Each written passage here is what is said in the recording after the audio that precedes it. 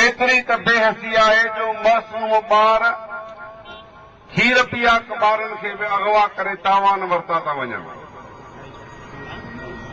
पर हुकूमत हिन वक़्त ताईं को बि अहिड़ो जोॻो क़दम न खंयो आहे जंहिंसां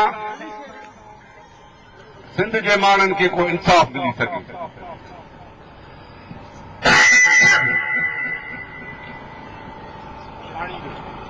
पर अॼोको ही एहतजाज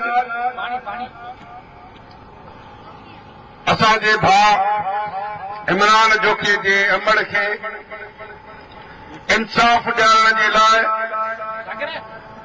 उन्हीअ खे बाज़ियाब कराइण जे लाइ एहतजाज कयो पियो वञे। जेका न्याणी गुज़िरियल 4 महीननि खां वठी लगातार एहतजाज पई करे, बुख हड़तालूं पई करे। मां बि 2 दफ़ा अमड़ सां प्रेस क्लब ते बि मिलण वियो आहियां।